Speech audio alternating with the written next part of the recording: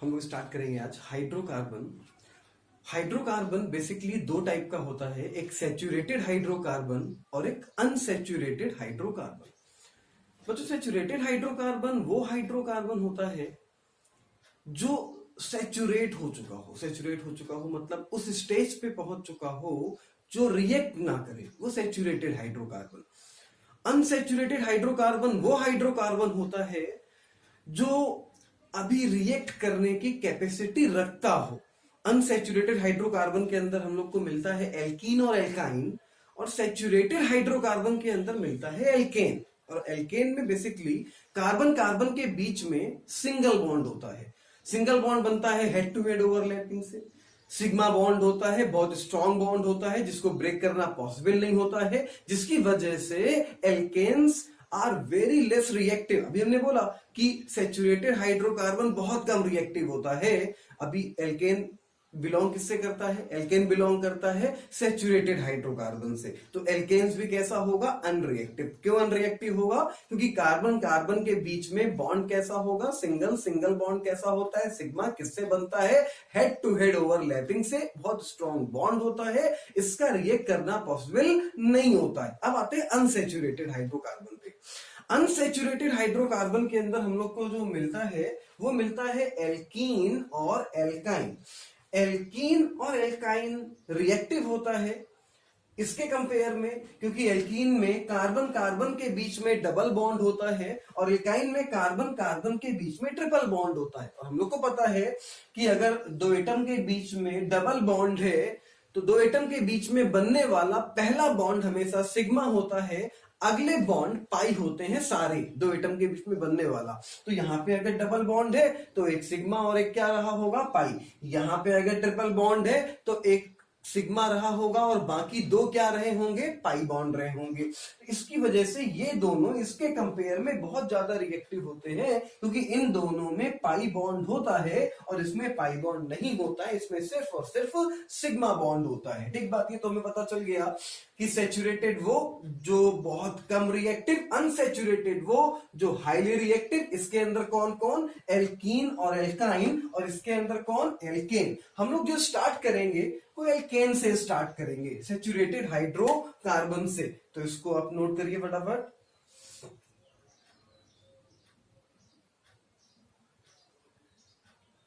Okay आगे बढ़ते हैं एल्केन की ओर। ठीक, एल्केन की अगर हम लोग बात करें तो एल्केन का जो जनरल फॉर्मूला होता है वो होता है CnH2n + 2। n एक इंटीजर नंबर है जिसकी वैल्यू आप 1 से रख सकते हो होल नंबर में। n = 1 2 3 4 5 6 7 8 9 10 11 12 कुछ भी रख सकते हो होल नंबर में। ठीक है, तो अगर आपने n = 1 रखा, n = 1 रखा, n = 1 रखा तो C 1 होगा, ये 1 होगा, तो 2 + 2 क्या हो जाएगा? 4। n = 1 पे मिलेगा क्या? CH4। और n = अगर आपने 2 रखा तो n = 2 पे मिलेगा C2H6। और n = अगर आपने 3 रखा तो n = 3 पे मिलेगा C3H8। देखो ना, C3, ये 3 रखा है, 3 2 6, 6 + 2 कितना हो जाएगा? 8।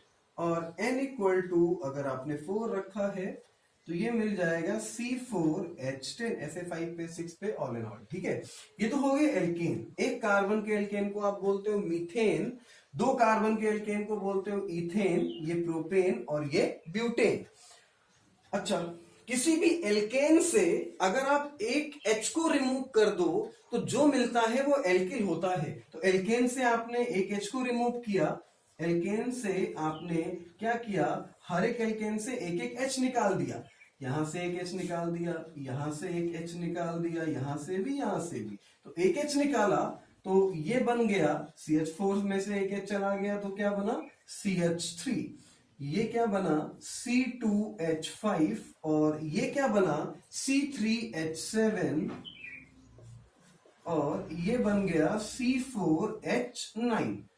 मीथेन से मेथिल, इथेन से एथिल, प्रोपेन से प्रोपिल और ब्यूटेन से ब्यूटिल। कुल मिला के किसी भी एल्केन से अगर एक H निकाल दिया जाए तो उस एल्केन का एल्किल बन जाता है, और एल्किल को अपन लोग रिप्रेजेंट करते हैं R से। कहीं पे भी R लिखा हो तो R का मतलब होता है एल्किल। वो कोई भी एल्किल हो सकता है, मेथिल, एथिल, प्रोपिल, ब्यूटिल, आगे वाला भी पेंटिल, हेक्सिल, हेप्टिल, कोई भी एल्किल हो सकता है।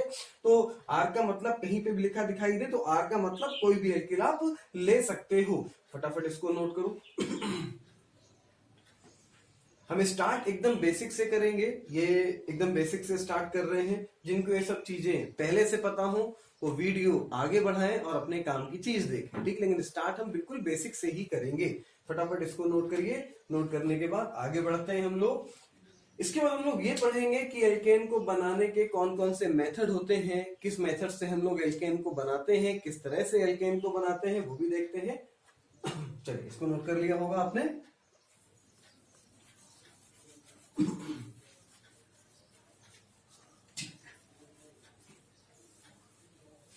अब हेडिंग डालिएगा method of preparation of alkene.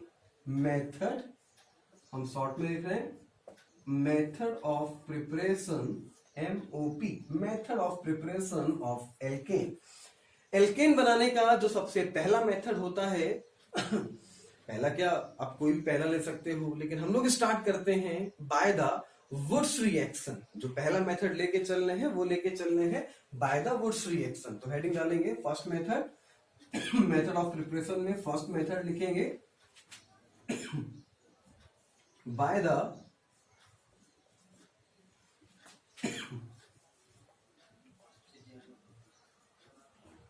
Wurtz reaction, ठीक है।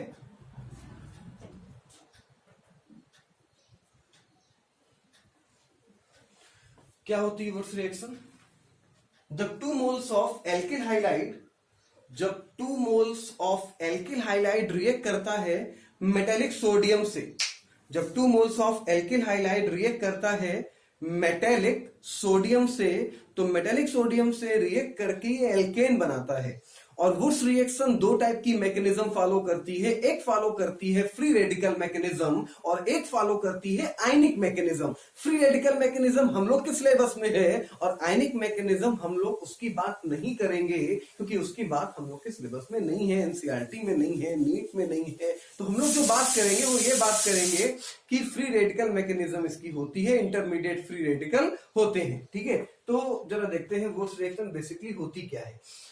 अभी हमने आपसे बोला वुड्स रिएक्शन में 2 मोल्स एल्किल हाइलाइड रिएक्ट करेगा। एक मोल एल्किल हाइलाइड ये लिया, किससे रिएक्ट करेगा? मेटेलिक सोडियम से। दूसरा मोल एल्किल हाइलाइड ये लिया, second moles of alkyl halide in the presence of dry ether. Dry ether support करता है इंटरमीडिएट बनाने में, मैकेनिज्म में हेल्प करता है। तो अब क्या किया, यहां पे सिंगल बॉन्ड है, सिंगल बॉन्ड में 2 इलेक्ट्रॉन होंगे, यहां पे भी सिंगल बॉन्ड है, सिंगल बॉन्ड में 2 इलेक्ट्रॉन होंगे। एक इलेक्ट्रॉन ये R ले लेगा, ये R एल्किल ले लेगा। अभी हमने आपसे बोला था कि R कहीं पे भी दिखाई दे, R का मतलब क्या, कोई भी एल्किल हो सकता है, methyl, ethyl, propyl, butyl, pentyl, hexyl, कोई भी एल्किल हो सकता है। तो R कहीं पे भी दिखाई दे इसका मतलब कोई भी एल्किल आप ले सकते हो, ठीक है। तो इसको बनाया आपने और इसको कन्वर्ट किया R रेडिकल, ये रेडिकल इसके पास और ये रेडिकल इसके पास, ये वाला रेडिकल इस वाले X के पास, तो ये X और ये X और ये Na, ये निकल गया 2 मोल्स ऑफ NaX। क्या बना? R रेडिकल और क्या बना? R radical, R radical, R radical, साथ में क्या बना? 2 moles of NaX, 2 moles of NaX। R radical, ये रेडिकल रेडिकल मिलके एक नया बॉन्ड बना देंगे, क्योंकि हम लोग को एक बात पता है कि सिंगल बॉन्ड बनने में 2 इलेक्ट्रॉनों की जरूरत होती है। एक इलेक्ट्रॉन ये है, एक इलेक्ट्रॉन ये है, ये मिलके दोनों एक नया बॉन्ड बना देंगे, तो R और R के बीच में एक नया बॉन्ड बन जाएगा। तो R और R के बीच में एक नया बॉन्ड बन गया, ये निकल गया 2 मोल्स ऑफ NaX। एक एग्जाम्पल हम लोग ले रहे हैं, अगर एल्किल की जगह आपने मान लो ले लिया methyl, chloride plus 2 moles of sodium plus methyl chloride in the presence of same वही ड्राई ईथर, क्या निकल जाएगा 2 moles of NaCl।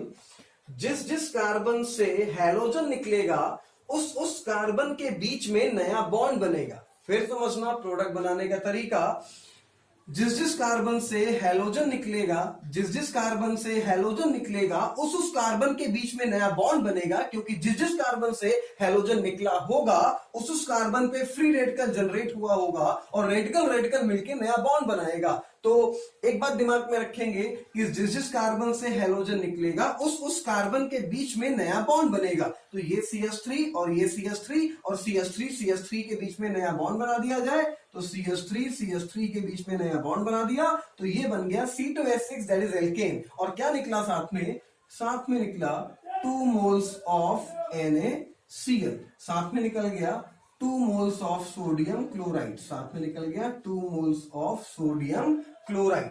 तो वुड्स रिएक्शन क्या, 2 moles of alkyl halide react with the metallic sodium in the presence of dry ether। Intermediate क्या, intermediate free radical R radical ने मिलके bond बनाया। जिस जिस कार्बन से हैलोजन निकलेगा उस कार्बन के बीच में नया बॉन्ड बनेगा। तो ये नया बॉन्ड बना तो CH3 के बीच में नया बॉन्ड बना, ये बन गया एल्केन ईथेन। तो इस मेथड से बेसिकली हम लोग इवन कार्बन एल्केन बना सकते हैं। ऐसा नहीं है कि ऑड नहीं बना सकते, ऑड भी बना सकते हैं, लेकिन ऑड आप बना तो लोगे लेकिन बनाने के बाद आप निकाल नहीं पाओगे मिक्सचर से, जिसकी वजह से इस मेथड से ऑड कार्बन एल्केन कभी भी नहीं बनाते हैं, सिर्फ और सिर्फ इवन कार्बन एल्केन बनाते हैं। इवन कार्बन एल्केन का मतलब हो गया ethane 2 carbon, butane 4 carbon, hexane 6 carbon. तो इवन कार्बन एल्केन बनाएंगे 2 4 6 8 10 12, वो एल्केन बनाएंगे जो इवन कार्बन अपने पास रखते हो, जो सम संख्या में अपने पास कार्बन रखते हो, वही एल्केन बनाएंगे। ऑड कार्बन एल्केन इस मेथड से नहीं बनाएंगे, बना सकते हैं लेकिन नहीं बनाएंगे। इसको नोट करिए, फिर इसके कुछ एग्जांपल और देखते हैं, इसके कुछ पॉइंट और देखते हैं।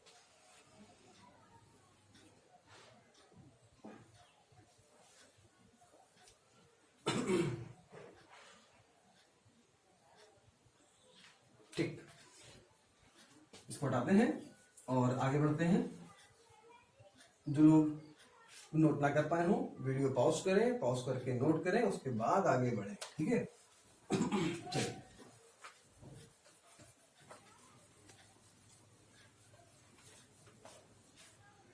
एक क्वेश्चन पूछा था IIT में, पूछा था, ईयर एग्जैक्टली याद नहीं है, 2001 या 2002 में क्वेश्चन ये पूछा था कि methyl chloride ethyl chloride Wurtz reaction pass कर रहे हैं तो कितने टाइप के एल्केन बनेंगे। तो चलो हम लोग देख लेते हैं।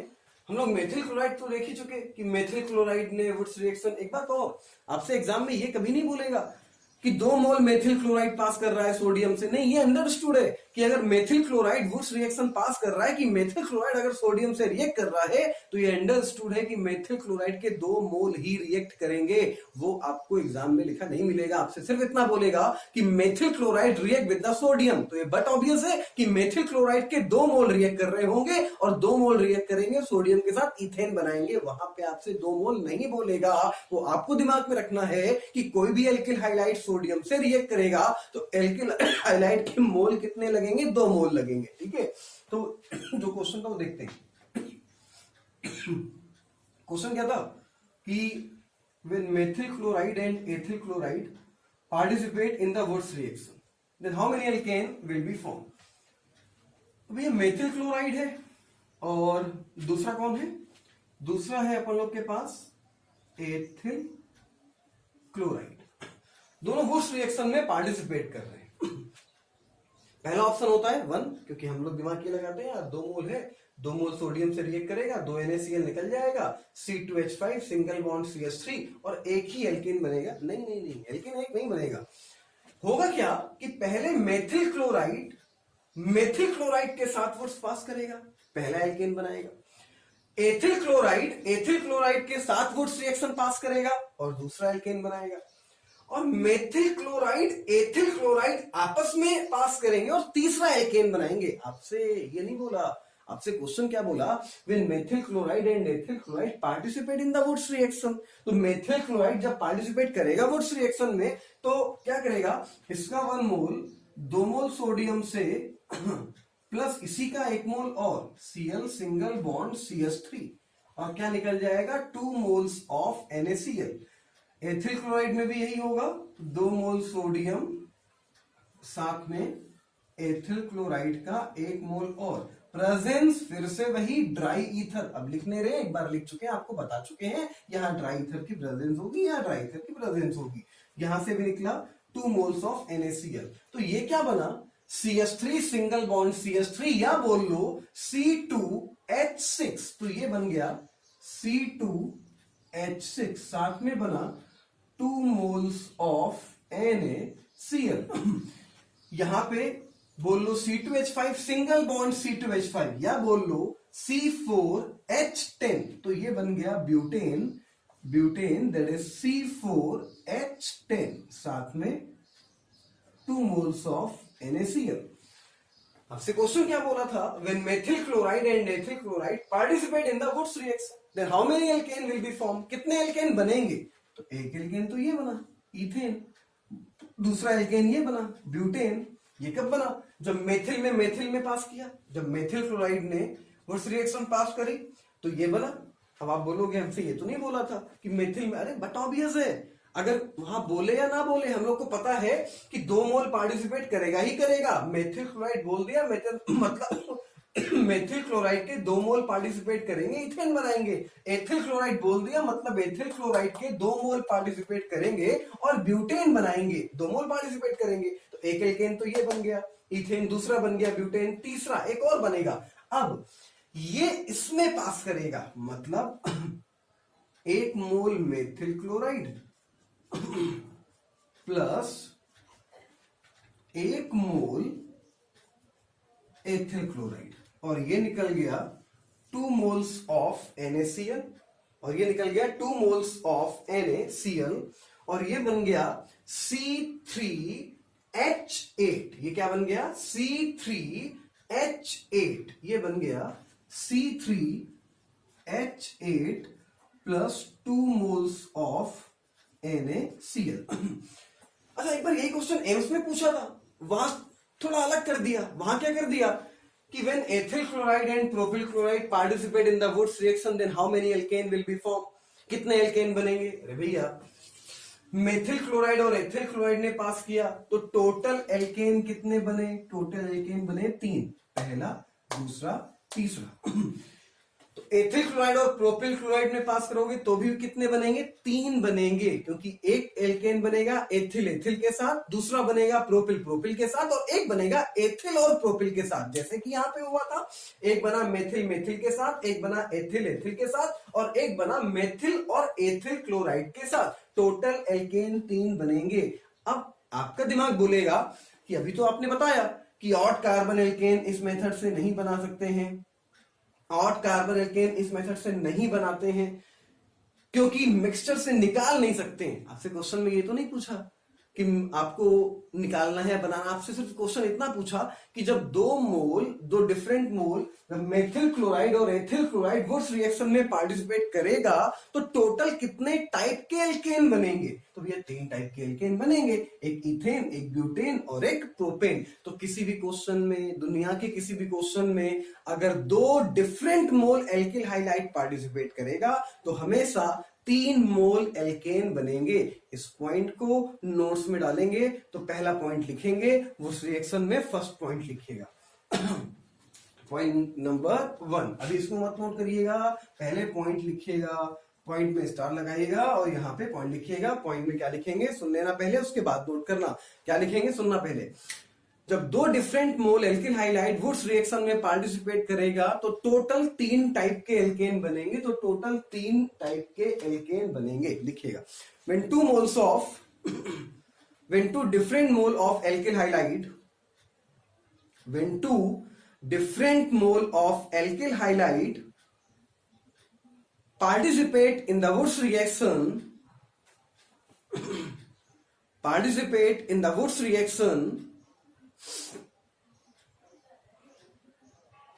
then total 3 alkane will be formed. Then total 3 alkane will be formed. जब दो different alkyl halide Wurtz reaction में पार्टिसिपेट करेंगे तो टोटल 3 एल्केन बनेंगे. ये पॉइंट लिखने के बाद तो टोटल 3 एल्केन बनेंगे. ये पॉइंट लिखने के बाद एग्जाम्पल में लिखिए, when methyl chloride and ethyl chloride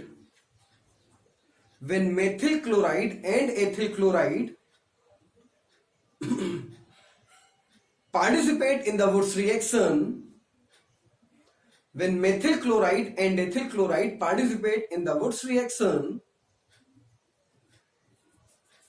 then total 3 alkane will be formed. Then total 3 alkane will be formed. That is ethane, comma, butane and propane. That is ethane, comma, butane and propane. अब ये reaction note करिए तीनों. उसी का example, जो statement आपने लिखा है उसका एग्जाम्पल जो आपने लिखा है उसी एग्जाम्पल को रिएक्शन के फॉर्म में लिखिए. अभी आपने लैंग्वेज के फॉर्म में लिखा था, आप रिएक्शन के फॉर्म में लिखिए. फटाफट नोट करिए इसको, फिर आगे बढ़ते हैं.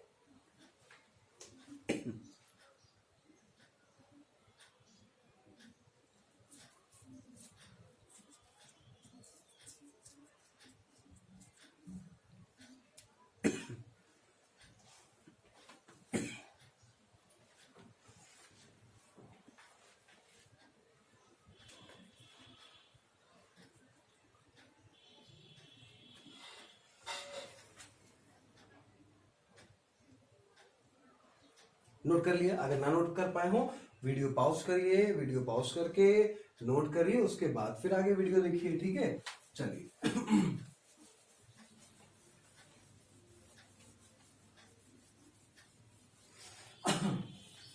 अभी हमने आपको बताया था कि इंटरमीडिएट जो होता है वुड्स रिएक्शन का, वो इंटरमीडिएट क्या होता है? इंटरमीडिएट होता है फ्री रेडिकल. तो अगला पॉइंट डालेंगे इसमें, point number 2. It is passes free radical mechanism. It is passes free radical mechanism. So intermediate must be free radical. It is passes free radical mechanism. So intermediate must be free radical. ये NEET मानती है, ये NCERT मानती है. लेकिन अगर आप depth में बात करेंगे, फॉलो करती है, अपनी नॉलेज बढ़ाने के लिए लिख सकते हैं कि वुड्स रिएक्शन आल्सो फॉलो आयनिक मैकेनिज्म. लेकिन आपके नीट के सिलेबस में नहीं पूछा जाएगा. अपनी नॉलेज को अपग्रेड करने के लिए आप लिख सकते हैं कि वुड्स रिएक्शन आल्सो फॉलो आयनिक मैकेनिज्म. लेकिन कभी नहीं पूछा जाएगा, किसी एग्जाम में नहीं पूछा जाएगा, अपन लोग के सिलेबस में नहीं है. ठीक है, चलो अब अगला पॉइंट देखते हैं. क्या अगला पॉइंट क्या है, जरा समझिएगा. हम लोग के पास एल्किल हाइलाइड 3 टाइप के होते हैं, प्राइमरी, सेकेंडरी और टर्सरी. प्राइमरी एल्किल हाइलाइड ये रहा, R single bond CH2Cl, halogen लगा दो. Primary alkyl halide. Secondary alkyl halide अपन लोग के पास ये रहा, जहां पे CH के साथ 2 R लगे हो. और टर्सरी एल्किल हाइलाइड कुछ ऐसा जहां पे C के साथ 3 R लगे हों, उसको हम लोग बोलते हैं tertiary alkyl halide. 1 degree alkyl halide Wurtz reaction pass करेगा.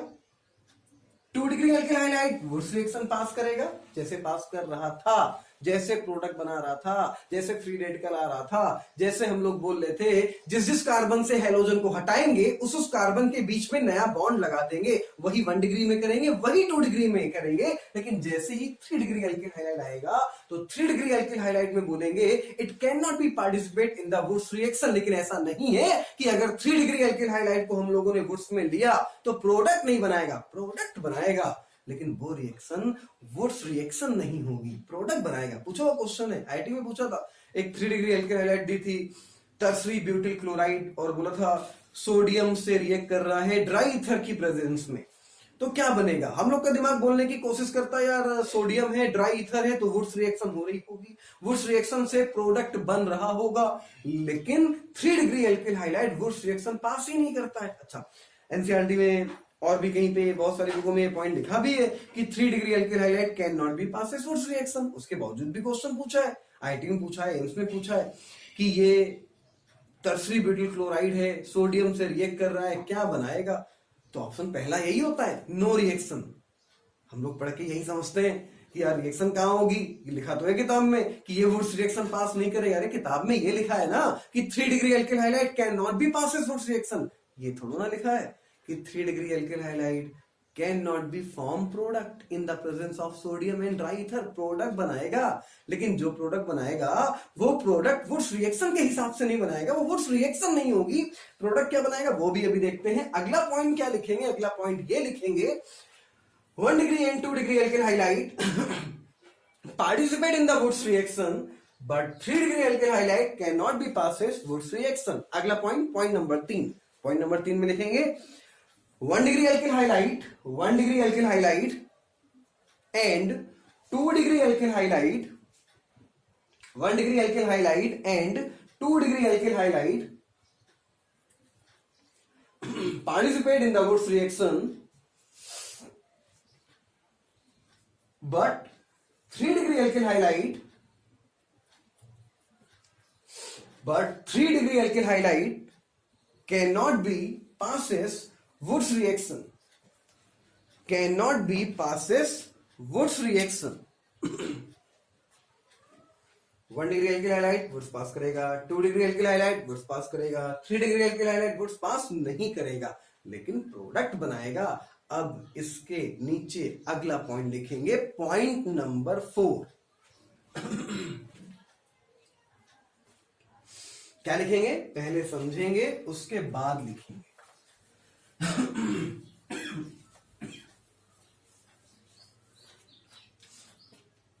हाँ, पॉइंट नंबर 4 क्या है, ध्यान देना।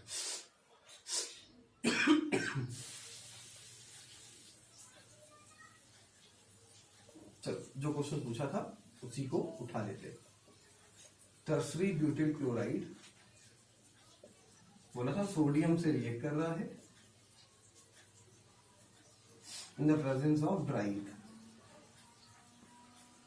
तो यार दिमाग ये कहता है कि इसके 2 मोल ले लो, 2 मोल लेके 2Na2Cl निकाल दो, बॉन्ड बना दो, बन गया एल्केन। लेकिन 3 degree alkyl halide Wurtz reaction pass नहीं करता है। तो पहला ऑप्शन आपको दिखाई देगा कि product can not B form, product नहीं बनेगा, जबकि ऐसा नहीं है। ये वुड्स रिएक्शन पास नहीं करेगा लेकिन प्रोडक्ट बनाएगा, not according to Wurtz reaction. तो क्या करेगा ये बॉन्ड यहां से टूटेगा, ये वाला बॉन्ड यहां से टूटेगा और यहां पे चार्ज आएगा माइनस, यहां पे आएगा प्लस। प्लस वाले कार्बन से जो कार्बन डायरेक्ट जुड़ा होगा उस कार्बन से एक H को निकालेंगे, प्लस वाले कार्बन से जो कार्बन डायरेक्ट जुड़ा होगा उससे एक H को निकालेंगे। तो CH3 था, CH3 से एक H निकला, C पे चार्ज आया माइनस, H प्लस की मुलाकात Cl माइनस से भी HCl निकल गया। माइनस प्लस जस्ट अगल बगल है, तुरंत अट्रैक्शन होगा और अट्रैक्शन होगा तो ये मिलके नया बॉन्ड बना देंगे। यार माइनस और प्लस जस्ट अगल बगल वाले कार्बन पे है तो ये अट्रैक्शन करेंगे और अट्रैक्शन करके नया बॉन्ड बनाएंगे। तो सिंगल बॉन्ड कन्वर्ट होगा किसमें? डबल बॉन्ड में कन्वर्ट होगा। तो प्रोडक्ट क्या बना? ध्यान देना, प्रोडक्ट बना प्रोडक्ट बना CH3 सिंगल बॉन्ड C, ये माइनस ये प्लस अट्रैक्शन हुआ, सिंगल बॉन्ड कन्वर्ट हुआ डबल बॉन्ड में CH2 और इसके नीचे लगा हुआ है एक CH3, क्या निकल गया? HCl। क्या बन गया? आइसोब्यूटीन। क्या बन गया? आइसोब्यूटीन। इंपॉर्टेंट बात है क्योंकि बेसिकली ये बुक में लिखी मिलती नहीं लेकिन एग्जाम में पूछ सकता है। हाँ भैया ध्यान देना। तो अगर बोलेगा 3 degree alkyl halide Wurtz reaction participate, Wurtz reaction pass करेगा? नहीं, वुड्स रिएक्शन पास नहीं करेगा। लेकिन सोडियम से अगर आप रिएक्ट कराओगे तो इसका मेजर प्रोडक्ट आइसोब्यूटीन बनेगा। कुछ और भी प्रोडक्ट बनता है लेकिन मेजर ये होता है। तो इसके नीचे अगला पॉइंट लिखेंगे, tertiary, if tertiary alkyl highlight if tertiary alkyl halide participate in the Wurtz reaction, if tertiary alkyl halide participate in the Wurtz reaction, then it is form alkene. Then it is form alkene, but not according to Wurtz reaction. But not according to Wurtz reaction. Product तो बनाती है alkene, लेकिन अगर आप ये बोलो कि ये रिएक्शन वुर्ट्ज रिएक्शन है, नहीं, गलत, ये वुर्ट्ज रिएक्शन नहीं है। डिस्प्रोपोर्शनेशन रिएक्शन के थ्रू ये एल्कीन बनाती है, वुर्ट्ज रिएक्शन नहीं है। अगर पूछा जाएगा कि क्या 3 डिग्री एल्किल हाइलाइड वुर्ट्ज रिएक्शन पास करेगी, आंसर होगा नहीं, वुर्ट्ज रिएक्शन पास नहीं करेगी। लेकिन अगर बोला जाएगा कि 3 डिग्री एल्किल हाइलाइड सोडियम से रिएक्ट कर रहा है तो बनेगा क्या, तो आप एल्कीन बोलोगे, एल्कीन बनेगा, ये प्रोडक्ट बनता है, ठीक है, एल्कीन बनेगा। फटाफट इसको नोट करिए, फिर आगे बढ़ते हैं।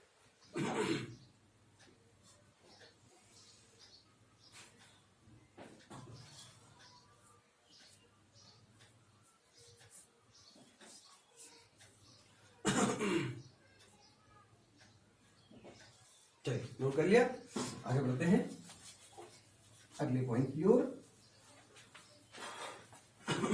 एक क्वेश्चन पूछा था, आईआईटी में पूछा, एम्स में पूछा और नीट में भी पूछा। जब नीट को हम लोग all India pre medical test बोलते थे, AIPMT। क्या क्वेश्चन था, क्वेश्चन देखते हैं।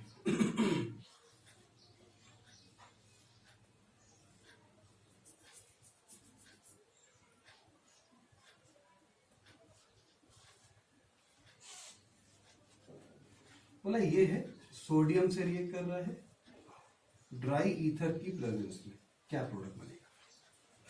कुछ ऑप्शन दिए हुए थे, क्या बनेगा, चलो हम लोग देखते हैं क्या बनेगा। एक हैलोजन इस वाले कार्बन से जुड़ा है और दूसरा हैलोजन इस वाले कार्बन से जुड़ा है। हमने आपको प्रोडक्ट बनाते टाइम ये बोला था कि जिस जिस कार्बन से हैलोजन हटाएंगे, पहली बात तो ये, अब इसके 2 मोल लेने की जरूरत नहीं है, क्योंकि एक ही मोल के अंदर दोनों सेम हैलोजन हैं, तो 2 हैलोजन पहले से है ना, तो 2 मोल लेने की बेटा आप कोई भी जरूरत नहीं है। अगर एक हैलोजन होती तो हम लोग 2 मोल लेते, लेकिन अभी 2 हैलोजन है और दोनों के दोनों सेम है, तो 2 मोल लेने की कोई जरूरत नहीं है, क्योंकि ये एक ही मोल के अंदर 2 हैलोजन खुद दे रहा है। तो क्या होगा, सोडियम के 2 मोल रिएक्ट करेंगे, ये निकल जाएगा 2 मोल्स ऑफ NaCl। और बात समझना, जिस जिस कार्बन से हैलोजन निकला, एक हैलोजन निकला इस वाले कार्बन से, ये एक हैलोजन निकला इस वाले कार्बन से, ये, और जिस जिस कार्बन से हैलोजन निकला है उस कार्बन के बीच में नया बॉन्ड बनेगा। अरे क्यों बॉन्ड बनेगा यार, अभी तो बताया। इंटरमीडिएट क्या होता है, फ्री रेडिकल, और फ्री रेडिकल एक इस वाले कार्बन पे आएगा, एक इस वाले कार्बन पे आएगा, और रेडिकल रेडिकल मिलके नया बॉन्ड बना देंगे। फिर सुन लेना, जिस जिस कार्बन से हैलोजन हटेगा, जिस जिस कार्बन से हैलोजन हटेगा उस कार्बन के बीच में नया बॉन्ड बनेगा। जिस जिस कार्बन से हैलोजन हटेगा उस कार्बन के बीच में नया बॉन्ड बनेगा, तो यहां पे बन जाएगा नया बॉन्ड, तो प्रोडक्ट जो बनेगा वो बनेगा ये। क्वेश्चन पूछा था और उसका आंसर ये दिया हुआ था, ठीक है, ये राइट आंसर है। साथ में निकलेगा 2 moles of NaCl। 2 moles of NaCl से कोई मतलब नहीं, उसको भूल जाओ, याद मत रखो, कोई मतलब नहीं उससे। जो प्रोडक्ट बनेगा वो ये बनेगा। क्यों बना है, फिर से एक बार देख लेते हैं। जिस जिस कार्बन से हैलोजन निकला है, जिस जिस कार्बन से हैलोजन निकला है उस कार्बन के बीच में ये नया बॉन्ड, ये नया बॉन्ड, ये नया बॉन्ड बना है, क्योंकि एक रेडिकल यहाँ पे आया है और एक रेडिकल यहाँ पे आया है, और रेडिकल रेडिकल ने मिलकर ये नया बॉन्ड बना दिया है, तो ये बन गया प्रोडक्ट। तो कभी ऐसा क्वेश्चन आए, खैर ये बताओ, यहाँ पे ये रिएक्ट कर रहा है इससे, तो क्या बनेगा, तो ये बन रहा है, साफ साफ आपको दिखाई दे रहा है। इसको हम लोग बोल सकते हैं इंट्रामोलिकुलर वुर्ट्ज रिएक्शन। इसको हम लोग बोल सकते हैं इंट्रामोलिकुलर वुर्ट्ज रिएक्शन। क्यों बोल सकते हैं, अरे यार अभी तक 2 मोल ले रहे थे, अब की बार क्या हुआ है, एक ही मोल के अंदर रिएक्शन हो गई है, 2 मोल नहीं लेने पड़े हैं, क्योंकि एक ही मोल के अंदर दोनों हैलोजन थे।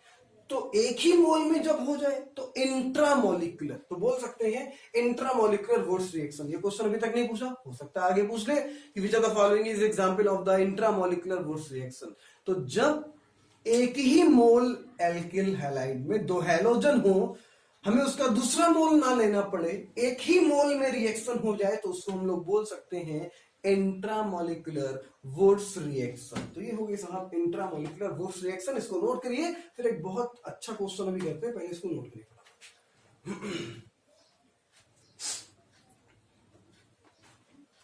नोट करने के बाद नीचे लिख भी लेना, it is the intramolecular Wurtz reaction. Compound आपको पता ही होगा, आपने आईयूपीएसी पढ़ी हुई है, हमने आपको आईयूपीएसी पढ़ा रखी है, और ये बाइसाइक्लो कंपाउंड है, बाइसाइक्लो कंपाउंड है।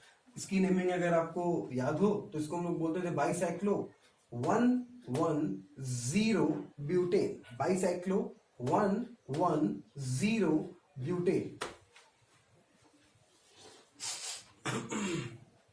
चलिए हटाते हैं इसको।